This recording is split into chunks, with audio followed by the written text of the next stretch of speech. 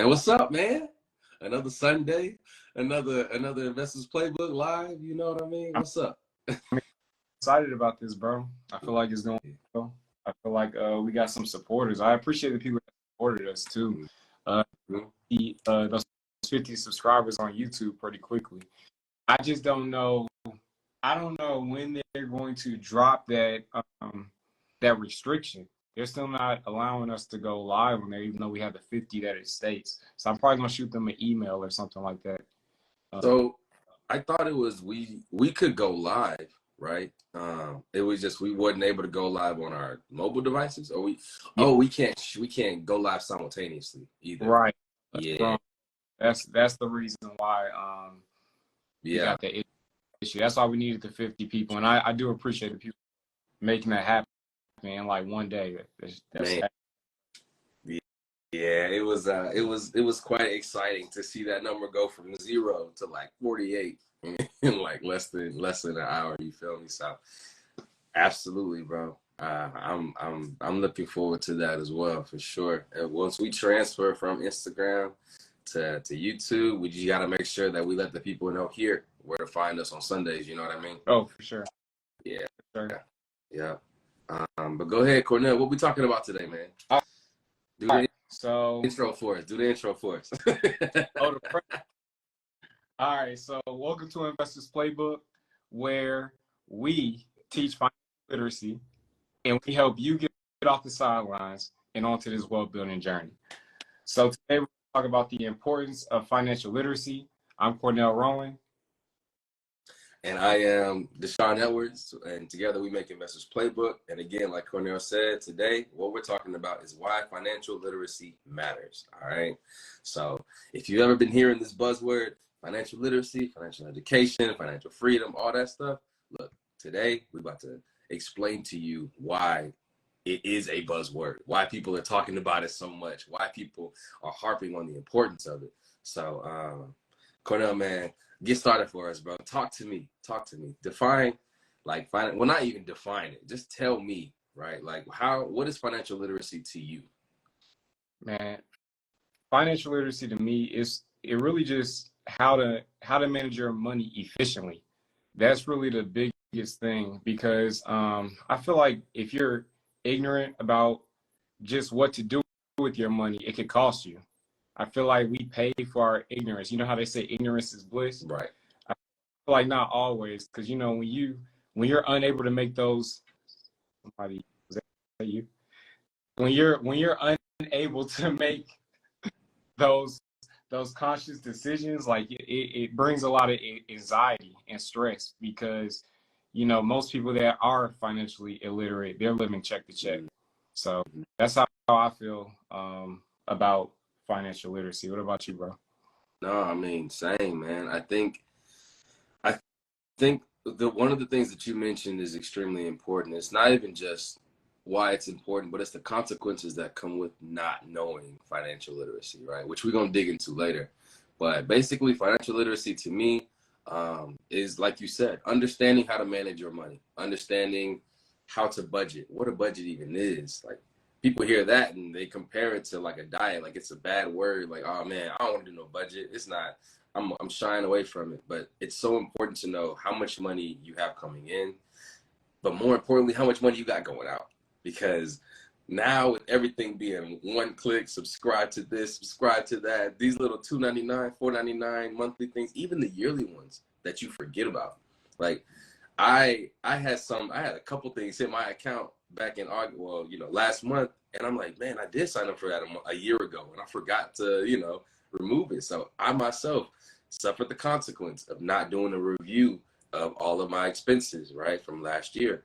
So things like understanding a budget and just kind of knowing, more importantly, what your goal is, right? What are you trying to get? What is your purpose in saving money and having that emergency fund and investing in your retirement? Like, what is the ultimate goal? And financial literacy pretty much assists with you reaching that financial goal by helping you understand things like budgeting, knowing how to benefit from your employer match, knowing how much money to put in your retirement, understanding taxes, because a lot of times, man, without those I won't even say accountable, but without that information, without that knowledge, you do end up suffering consequences. And then, what you don't know, right? So it's always good to just brush up on your financial literacy. If you don't know a certain thing, just go learn about it. The information is at our fingertips nowadays. So it's just, it's only beneficial, man. Financial literacy is extremely important to me. So And man, for sure. I feel like you just said a big part of it, man. You said to have a goal. And I feel like that's, I don't know, just talking to people, I feel like that's a thing that people don't have is a goal. They kind of just make money in order to pay for something. Like they're like, oh, let me save this up so I can go on this trip. Let me save this up so I can get these red bottoms. Like, for what is the goal? Or you know what? What's something people even do now? They don't even let me save this up to buy these red bottoms. Let me buy these red bottoms and then pay off this credit card over time. Like, it's not even a let me save up anymore. It's I want it now. I'm gonna get it, and I'm gonna put myself in debt, and I'm gonna figure it out later. Like that. That's what's happening now. You feel me? So You're right. Yeah, man.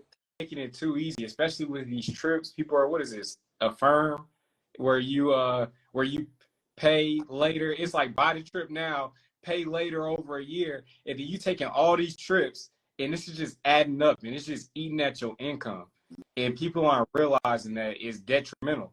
It's detrimental because now you have less to work with throughout the year for real life stuff. Because vacation, it's cool when you can afford it, but if you can't afford it, like you don't give up necessities for vacation. Right. You don't. You don't. That's where people get it confused, man. Like, a firm reminds me of back in the day when you would put something, you remember layaway, or it's called layaway. You remember that? Like, when you would buy something and just kind of put things into it over time. And that made sense because you're actually paying down on something. With the firm, you're literally just, again, taking a huge chunk of debt. And it doesn't seem that big at the time. That's where they kind of get you. And I'm not, knocking any company at all. It's more just like people not understanding what it means, right? Not understanding what it means to accept that form of payment. Like they're like, cool. They just kick the can down the road. And it's like, man, it's gonna eventually come back. Like, you can't just keep ignoring this. And like, man, you said it best. Like, people will do a lot.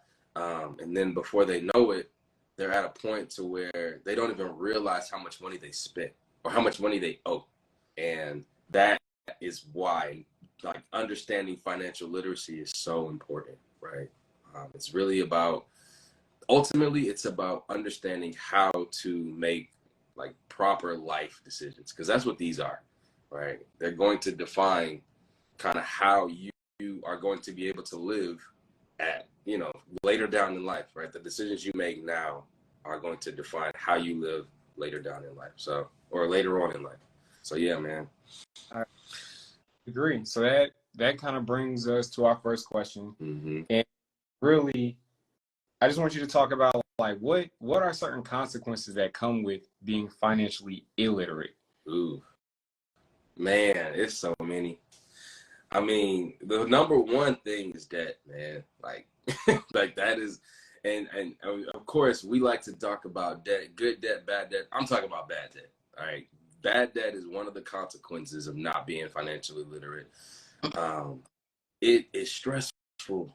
It is so stressful, bro. Like, I remember when I first moved out to LA, and I thought I was big man, right? Like, I came out here thinking, yo, I got this job. I'm about to be making blase. I'm cool.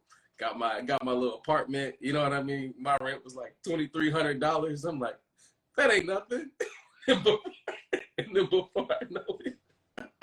before I know it, I'm like, this is not gonna work. I can't. It's the math ain't math. Like, I don't make enough money because I'm thinking that big number is cool. I ain't thinking about all the taxes that was gonna come out. I ain't thinking about the fact that I'm living in California, so more taxes are coming out just in general. The money that I'm putting into my retirement account, the money that I'm putting towards, like, health insurance, the car that I'm still paying on, all the utilities, it's just like you don't even think about all that stuff. You just see one number and be like, this number equals that, so I can pay that off. Boy, I'm talking about LA corrected me very quickly, bro. I got humbled real quick when I came out here. You feel me? So that was one of my consequences, and eventually it got to a point where I'm like, man, this is me being completely transparent, bro. Like I had to end up taking out like a loan, like a personal loan, because I had too much credit card debt. And this isn't even like, I think for me, the financial literacy importance part was not knowing what I was spending my money on, the expenses that came out when I first moved out here, because I was having a good time, bro. Like I just moved to LA. Like I'm hitting like every weekend I'm going out. I'm, you know what I'm saying, doing LA stuff, right? And before I knew it, I'm like, I don't really know how next month is gonna go. We're gonna have to figure that out. So had to take out I literally take out a loan to pay down some of the credit card debt that I had. And that was a very stressful time, bro. Even though I'm supposed to be flourishing, like I just graduated with my master's, flew out to LA, got a new job, but it was stressful because my financial literacy was not where it needed to be. I had no like specific goal in mind. I didn't have a budget in place at all. I was just spending money like I wanted to, and I'm telling you, bro, it was stressful. You remember how I used to talk to you and be like, yo, people really know how to be poor. Like you will never know, bro. Like telling you, bro, no one knew, because because that's not what I wanted to portray. So I figured it out. Like I had to become financially literate. And that's when things started to like get better. Like I didn't want to like lean on anybody or like ask anybody for assistance, which there's nothing wrong with that. But I knew for me, what had happened with us and us starting that financial journey, like before I even moved out here, I was just like, okay, cool. This is just me making poor financial decisions. It's not like anything that I can't fix. So had to get my my financial kung fu up, bro. And yeah, man, it took a minute. I just had to dial back some of the spending, you know what I mean? Some of the some of the some of the spending. So yeah, I think one of the things is definitely debt, bro. Debt is it can mess with your mental. Like it can really make you upset, you know what I mean? Start to, yeah. So that's one of the consequences. It's just being in debt. Like, what about you, bro? I feel you, man. Fine. Ooh. I just want to take a second to just speak about what you your story, man. One good thing that I did hear about that story is that you weren't coming from ground zero, because what you did, taking out a personal loan in order to pay off a credit card that had a higher interest rate, that actually takes financial literacy. You get what I'm saying? Exactly. That's what I'm saying. So most people that are getting into this credit card debt, they feel they can't pay it. They're missing payments. Their credit score is down. So now they're unable to get a personal loan to pay card debt. And now they're just getting in deeper and deeper debt until now they have credit card companies trying to sue them. Their credit score is 100. You get what I'm saying? Like they're just they're messed up at this point. Yeah. Good that you were able to verbalize your story and how you maneuvered that, because even though it wasn't perfect, it was still a good way to lessen the impact of the decisions you are making. Exactly. So yeah, I appreciate that, bro, because again, it was quite a stressful time in my life. But yeah, I didn't even think about the fact that that's me utilizing financial literacy, knowing that if money is money, if I owe this much and I owe this much, let me find the one that has the least, like the lower interest rate, and go with that one. That's just consolidation, right? Like that's literally all it is. If I got $10,000 in credit card debt spread across 4 cards, I take down a $10,000 loan. Those credit cards are good. Now I still owe that same $10,000, but it's only on 6% interest rather than 20% across 4 cards. So You're right. That's very true, man. So, but yeah, that's I mean that's just one of the consequences. Right. Like it goes so much further, bro. I know you got one for us, bro. What's one of the consequences that you feel like comes from just lack of financial literacy?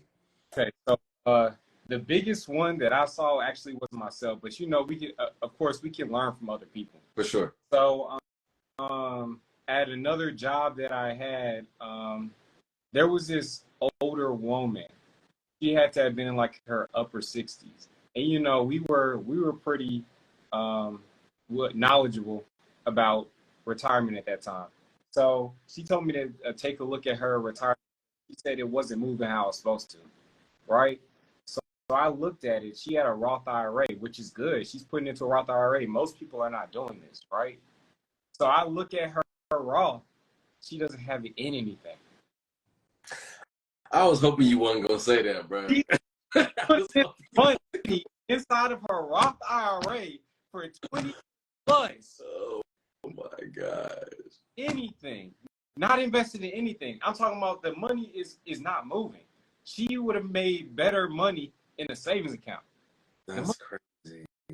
She wasted 20 plus years of just, and she's just sitting there. And I'm talking about, this was like $70,000. That's like just putting money into a checking account, bro. Like that's, oh, you might as well put it under your mattress. That's literally what it was. And that made my head hurt. I was just like, man, that is crazy. So I told her we could switch it into something, but she ended up being stressed out and just taking it out. And what is, if she had just known that she had to put it in something, that could have changed her life drastically. Man, 20 years? 20 years? Like, this could have been 10. No, a lot of money, bro. And then $70,000. She could have been a millionaire slick. Mm-hmm. You know what I'm saying? She could have been a millionaire. This was money that she said, this was her money that she put in. That $70,000 was hers. Right. This is not a 401k. This is not a 401k. This is an individual retirement account that she opened up, put her own money in for 20 years, but didn't put it in any securities. So it's just, right. Man. This is a Roth IRA too. So whatever she had made, she wouldn't have had to pay taxes on that. Yeah. This is already tax money. So if she made $1 million, she would have had that money. And the thing is, she was retirement age. So she was able to pull that out with no at time. You get what I'm saying? So whatever it had gotten to after that 20 years would have been hers. All she had to do was know what to do. Yeah. That's crazy, man. Life changing. That's crazy, bro. that is crazy. But again, that's what we're talking about, right? Consequences of financial illiteracy. And that, I think that tops the cake, bro. Like that's so sad, bro. But again, that's the things that are happening though, right? And that's just one person that you know. There are, I hope it's not a lot of people, but there are probably other people in that same exact situation who are putting money into an IRA, thinking that it might be working like a 401k and it's automatically going to something. But no, you have to direct that money. You got to put it into something. And to not know that the money you're putting into an account for 20 years is not growing. And I feel like even if like after the first year or the second year, you do an assessment and you notice, okay, cool, it's not moving. Let me figure out what it is. That's a part of financial literacy, right? Just even understanding what it is, or just doing that second check. And I know a lot of times people say, set it and forget it. I mean, that don't really fly anymore, man. You can't set and forget nothing. You gotta check on it. You gotta make sure it's moving how you want it to move, even if it is like a retirement account.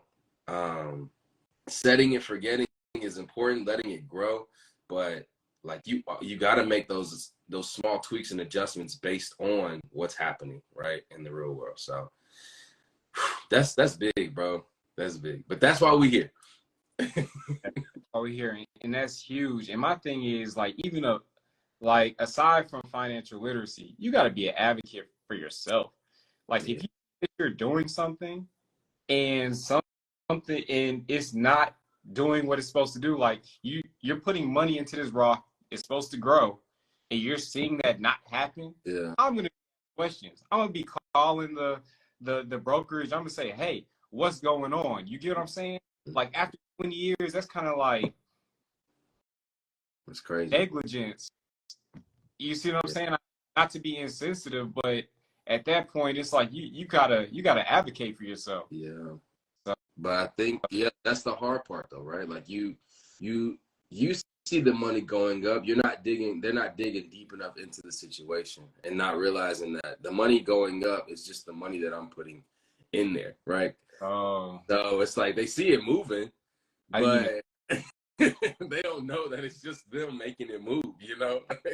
Yeah, that's Yeah, and they're just like, well, my money growing a little bit, and they see it going up a little bit, and they go about their day because who knows how often she checked up on it. It could have been once a year, once every 2-3 years. I don't know, because now you can set up accounts to where it automatically takes the money out, and you don't even gotta look at it. Like you can just cool at every month take out 500, put it into my Raw, and that be it. You just that's the real set and forget. But I do agree. That's why you gotta assess these things. You can't just press play and let it roll. but bro, you said something, and I really appreciate that perspective because in my mind, I just didn't understand. But Mm-hmm. she's seeing an Yeah. increase, but when you have that financial literacy, you don't know that it's not increasing how it's supposed to be increasing. Exactly. And I didn't know that. I'm just thinking, okay, there's a stagnant number, but it's not stagnant because she's putting. Mm-hmm. So further confusion could come in. Yep. Exactly. I Exactly. I was just like, how could you let this happen? How could you? I can't believe you've done this. Like for 20. Yeah, no, but that it could happen like that, bro. They're seeing the number increase, and they're just like, oh, okay, cool, I'm good. First year, second year, third year, and every year is going up. Yeah. But not realizing that it's actually them that's just kind of making it go up. So yeah.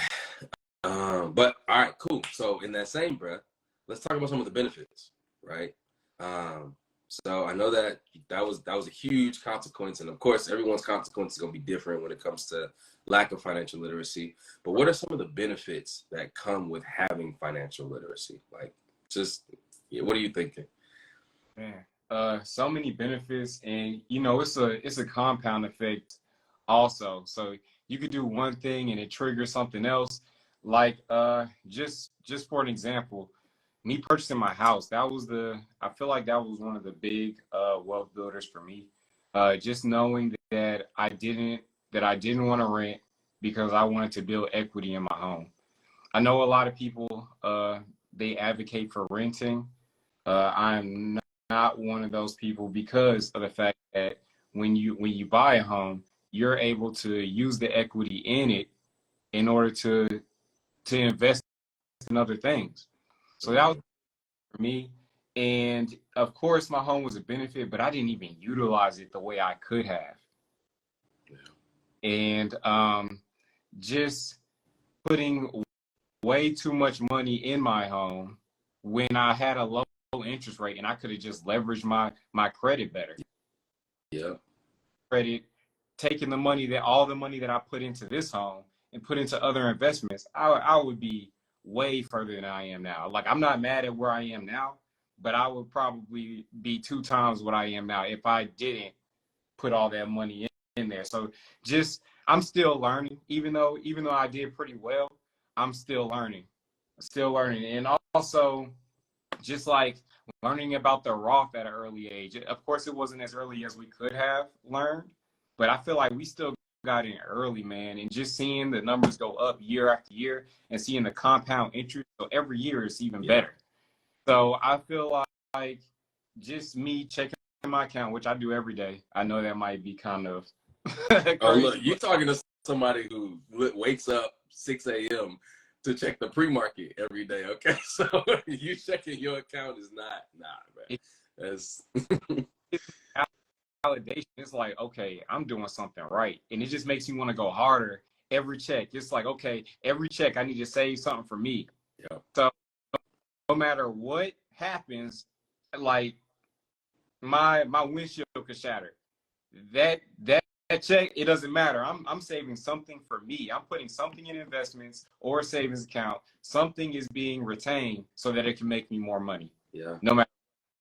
What about yeah. yourself? I think for me, and what I really like what you said, because, and I'm just gonna hit on that, and then I'm gonna go into mine. People sometimes don't put that money away for themselves, right? Or they'll say, I'm gonna save some money for me, but they'll use that to purchase something right now, or like a quick fix, like you said, buy a trip, buy some new shoes, buy a bag, and all those things are cool.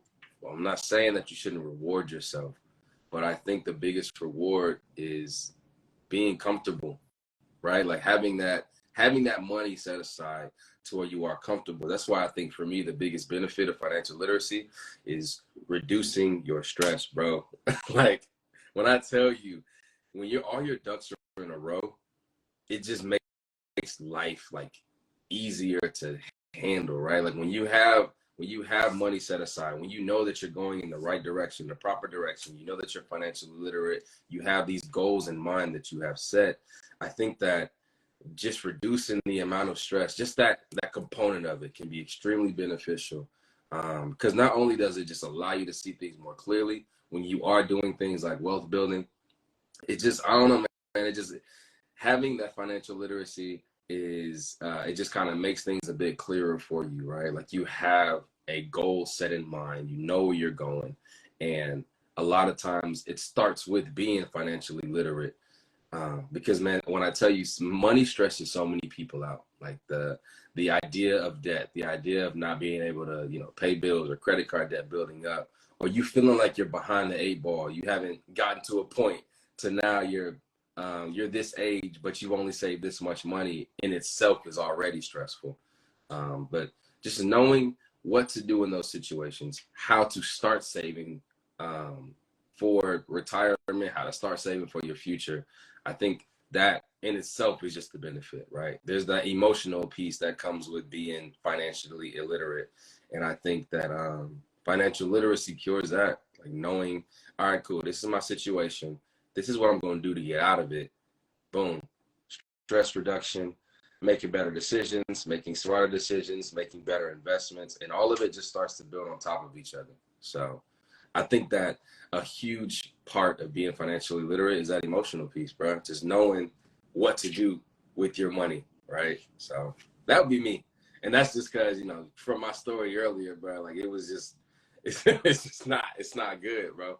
So having that financial literacy can definitely help with that stress reduction and just making better decisions and smarter decisions. So Right. And it's freeing, bro. Like, yeah, because people who are not financially literate, it's like, as I said, most people are living check to check. When the slightest thing happens, it's like, dang, yeah. I don't have the money for this. Mm-hmm. Put it on my credit card, and we gotta, like you said earlier, I gotta find a way to make this back. You Right. see what I'm saying? Always behind, always trying to get back to where they were. It's there's never a time where they're ahead, Mm-hmm. Yeah. right? When you're ahead is when you can do more things with your money, where you can use that money to make more money. So you got to get ahead. You got to have a budget. You got to spend your money responsibly. And that's the thing. And I feel like we're in a society where it's looked down upon to spend your money responsibly. Man, I don't even want to get started on that. Hey, The stuff that shows up on Instagram, it just makes me think like, what's happening, bro? Like, what's really going I on? I just saw a conversation on Facebook where it was posting, "Hey, if a man doesn't want to buy my $50 hookah and three $15 drinks, and I don't want them," and I'm just like, "Is this?" I that triggers me, and I'm just like, it's not that he's broke, and it's not that he doesn't want to spend money on you. It's not always the fact. There might be a time where somebody, just doesn't want to spend money on you, but that's not always the case. Sometimes people just don't want to spend money on certain things. If I don't want to spend $50 on a hookah, I feel like that's okay. I feel like it's not a need. I feel like it's not a necessity. And the next day, you're not going to be thinking about that hookah. You're not. You're like, oh, that hookah yesterday was so good. Like, right. You're not right. It's not that deep. Yeah. It's not. And I think the thing that I saw, which was crazy, it was like these people, they were having like a bottle battle, like a bottle battle, and pouring out alcohol to see who could who could pour out the most alcohol. I'm like, even if you are like just rolling in dough, just why? Like, but that's that's society thing. That's a rabbit hole, bro. It goes on and on and on, bro. It goes on and on and on. I just So had to say we live in a society that promotes negative financial behaviors. yeah, So we do. I'm sorry. My bad. Go ahead. So it makes it hard to do those positive behaviors because it's looked down upon. Because sometimes people will just say to me, "Hey, I don't feel like you're living enough because you're saving your money." And I'm just like, I feel like I travel a lot, so I'm just like, what? Why do you say that? Are you just saying that because I am saving my money and I'm not blowing all of it? I just don't understand. And then when you ask those things, they can't answer why they're saying that.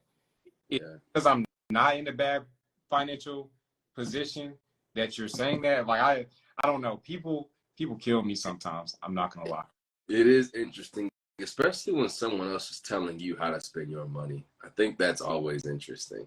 Like you're you're saying that I'm not spending my money fast enough, and it's like I think I am though. I think I'm spending it at a point that I'm cool with. Like I took like 4 trips this year.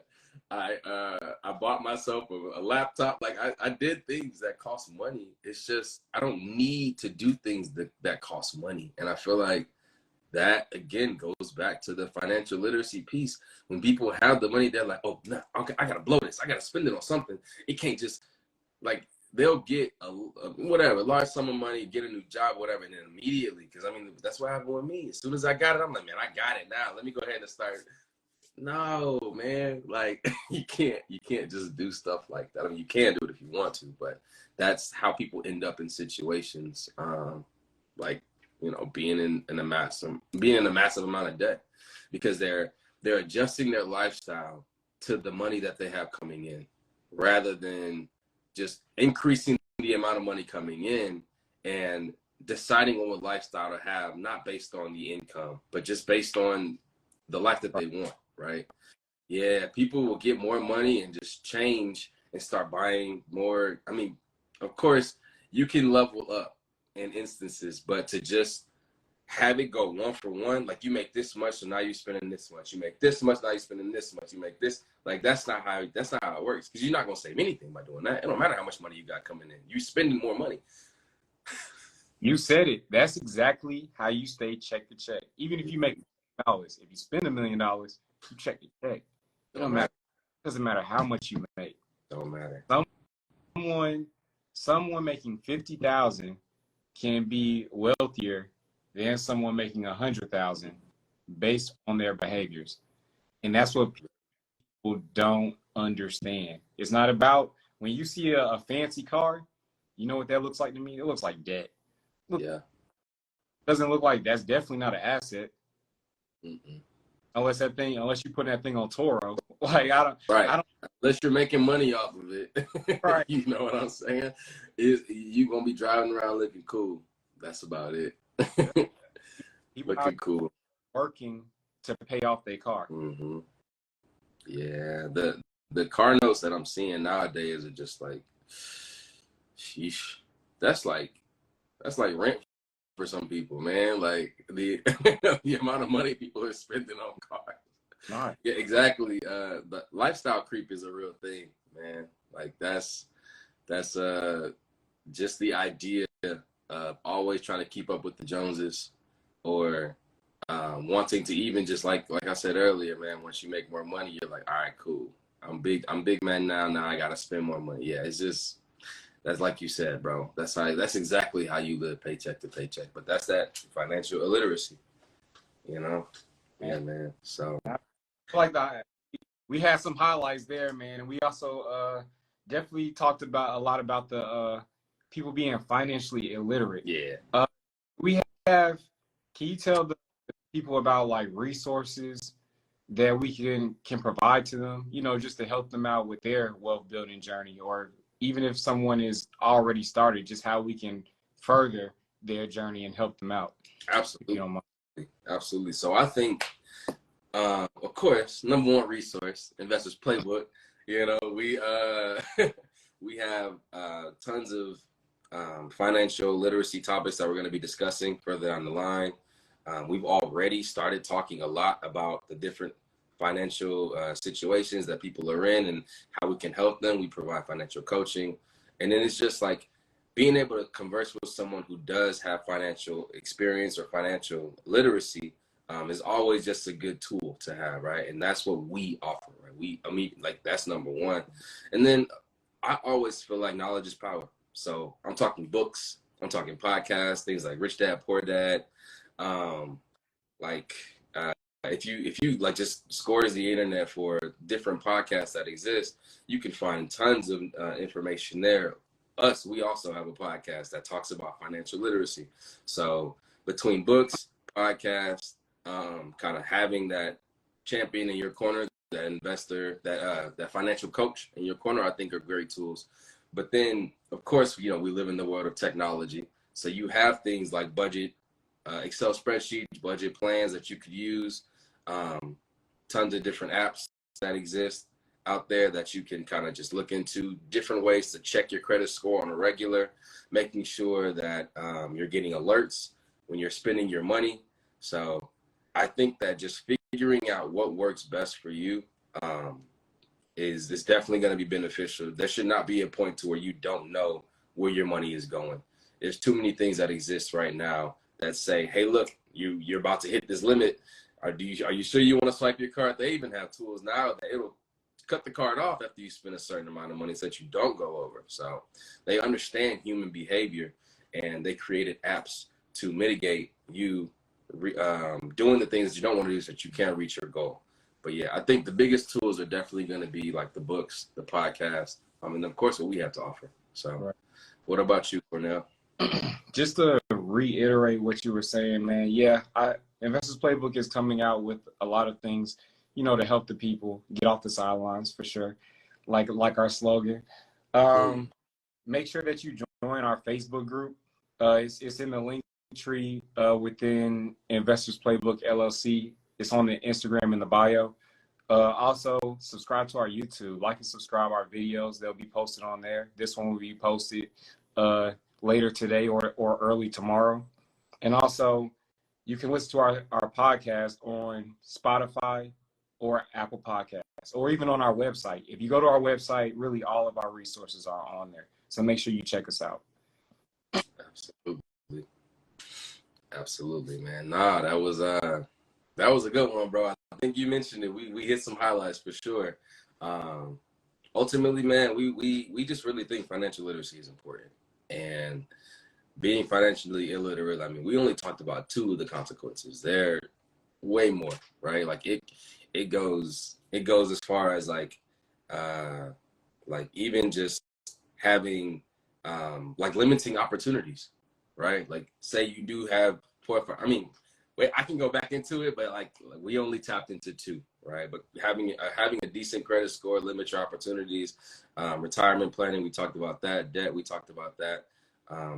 But yeah, that's again some of the stuff that we have to offer at Investors Playbook. Just understanding the importance of financial literacy, and then specifics about it, like digging deep into what it is that you want to learn, what it is that you feel like you're lacking as far as financial education, allow us to kind of answer some questions for you. So yeah, that's what we got. That's what we got, man. How you feeling about it, bro? I'm feeling good. Thank you for, yeah, that was it. All right, cool. We're gonna wrap up. We're gonna wrap up this with this Investors Playbook Live for y'all, man. We thank you all for attending. We appreciate the people that came through. Like my man Cornell said, we're gonna post this on the YouTube later, so be looking out for it. For sure. Thank y'all. Of course.